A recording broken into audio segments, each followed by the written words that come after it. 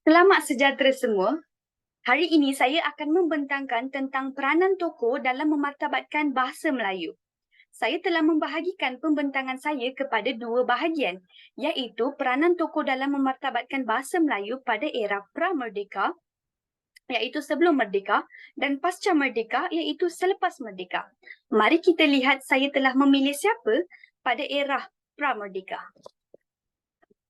Saya telah memilih tokoh W.G. Shalaber. Mari kita lihat biodata beliau.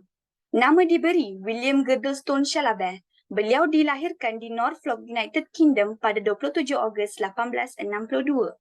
Beliau telah meninggal pada tahun 1948. Beliau juga merupakan seseorang yang mampu menulis dan membaca dalam bahasa Rumi dan Jawi.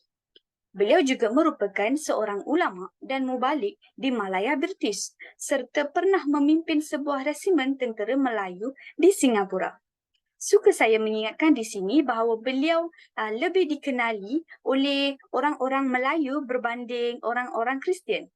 W.G. Shalaber juga telah mengasah kecekapan beliau terhadap peribahasa-peribahasa dan alegori Melayu melalui bimbingan tok gurunya iaitu Datuk Sulaiman. Dengan ini, hubungan beliau dengan agama, bahasa dan kebudayaan Melayu menjadi erat dan menjadi lagi mudah bagi beliau untuk melaksanakan pelbagai jenis terjemahan Alkitab. Seterusnya, mari kita lihat peranan W.G. Shalaber dalam memartabatkan bahasa Melayu. Yang pertama, beliau telah menghasilkan 56 buah karya buku dalam bahasa Melayu, terutamanya sejarah Melayu. Sebagai contoh, Hikayat Abdullah bin Kadir ditulis dalam aksara Latin. Selain itu, beliau juga telah memperkenalkan perubahan-perubahan terhadap orang-orang Melayu dan orang-orang Muslim.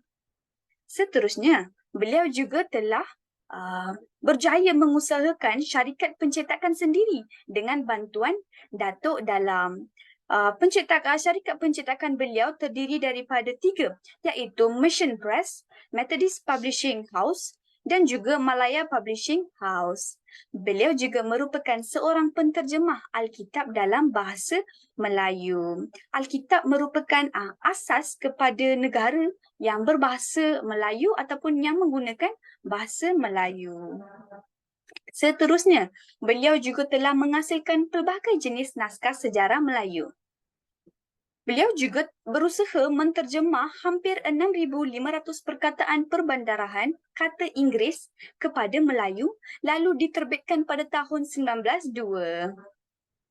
Beliau juga telah memainkan peranan yang cukup besar dalam perkembangan sistem ejaan Rumi bahasa Melayu, di mana beliau memperkenalkan sistem pengejaan yang lebih singkat dan mudah, iaitu sebagai contoh pelita. Kini pelita dieja P-E-L-I-T-A, namun dulu pelita dieja pelita, P-L-I-T-A.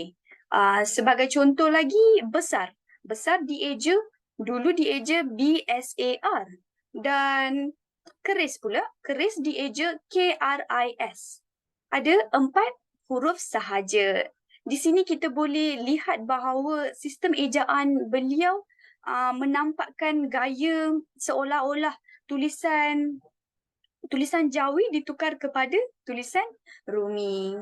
Seterusnya, beliau juga berjaya mengumpulkan peribahasa Melayu. Karya W.G. Shalaber pula antaranya adalah Sejarah Melayu. Ini merupakan karya popular beliau yang menceritakan tentang sejarah alam Melayu dan literasi Melayu. Dan buku ini dicetak di Singapura. Seterusnya, A Dictionary of Standard Malay. Karya ini jika diterjemahkan Kamus Standard Bahasa Melayu. Ini merupakan usaha lagi seorang penulis iaitu Vernon E. Hendershot. Buku ini lebih kepada pemindahan kosakata Inggeris ke kosakata bahasa Melayu. Seterusnya, Kitab Keliran Budi. Kitab ini lebih kepada pengumpulan perumpamaan bahasa-bahasa Melayu. Beliau telah menyusun, mengumpul serta memberi erti kepada setiap perumpamaan yang ada dalam buku ini dengan bantuan Sulaiman di Melaka. Seterusnya, ini merupakan hasil terjemahan beliau yang terdiri daripada dua buku ini. Sebenarnya ada banyak, tetapi bagi contoh ini saya telah mengemukakan dua, iaitu Cerita Orang yang Syari Selamat dan Perjalanan Musafir karya John Bunyan. Seterusnya, bagi era pasca merdeka pula, saya telah memilih tokoh Profesor Emeritus Datuk Dr. Nik Safia Karim. Jom kita melihat biodata beliau pula. Profesor Emeritus Datuk Dr. Nik Safia Karim telah dilahirkan pada 17 Disember 1939 di Kota Baru, Kelantan. Gelaran Profesor Emeritus diberi pada doktor pada tahun 2002. Pada tahun 1989 hingga 1990, beliau dipinjamkan ke Dewan Bahasa dan Pustaka sebagai Timbalan Ketua Pengarah.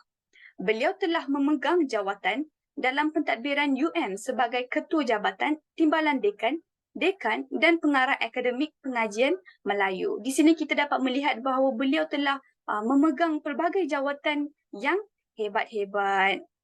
Suka juga saya ingatkan di sini bahawa Datuk Dr. Nik Safia Karim merupakan seorang tokoh dan cendekiawan yang aktif berjuang untuk mempertahankan kedaulatan bahasa Melayu.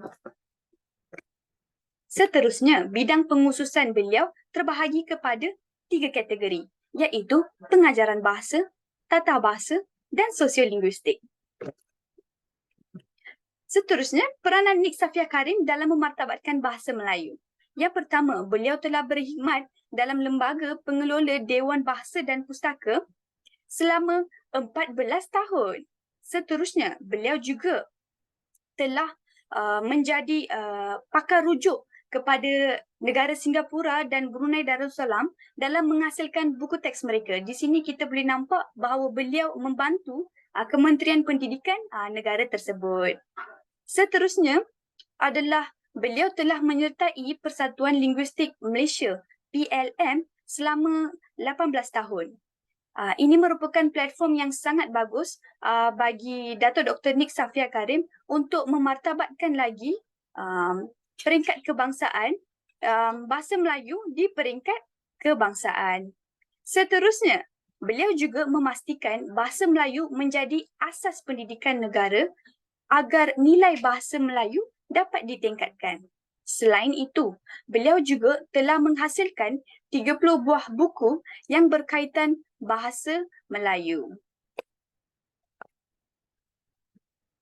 Selain itu, beliau juga berjaya memupuk dan menyebarkan penggunaan bahasa sebutan baku.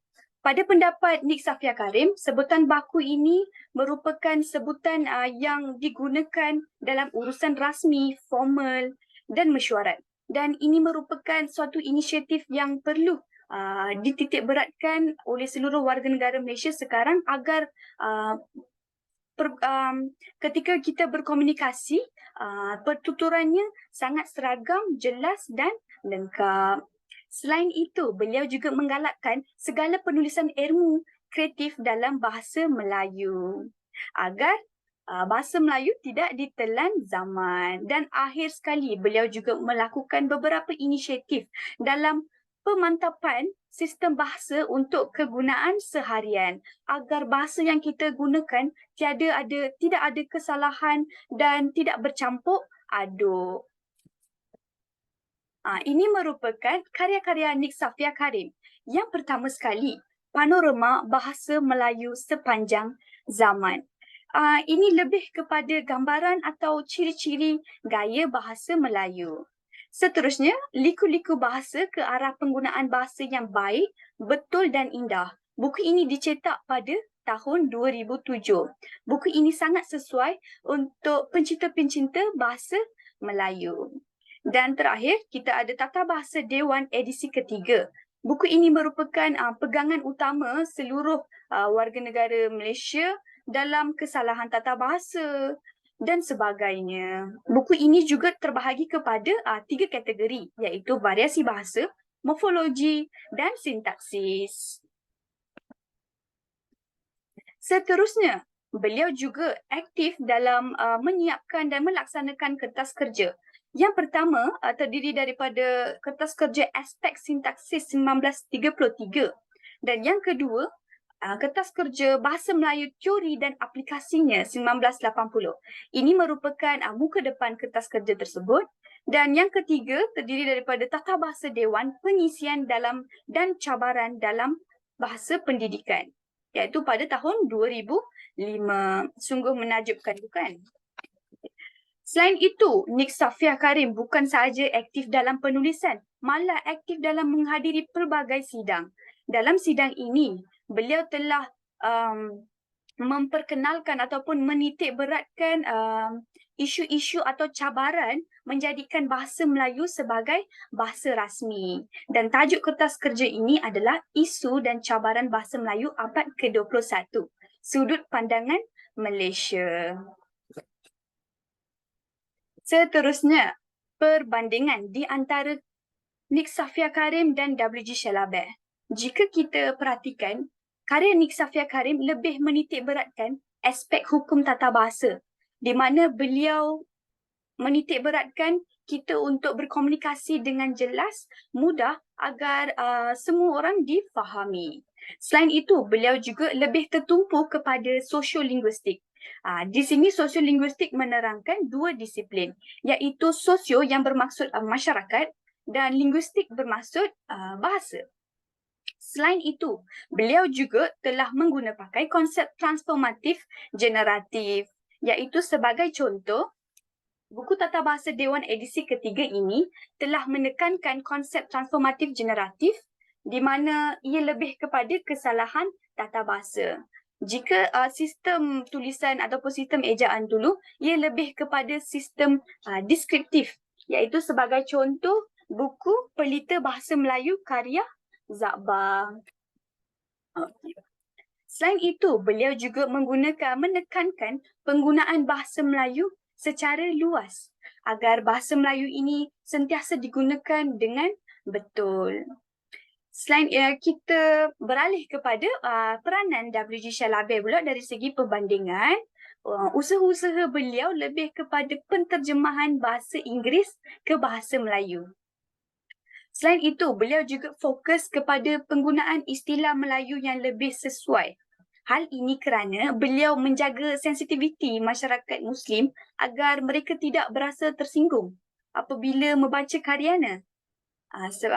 Seperti mana yang saya cakap tadi, karya-karya beliau khasnya ditujukan untuk warga-warga Kristian. Oleh itu perkataan seperti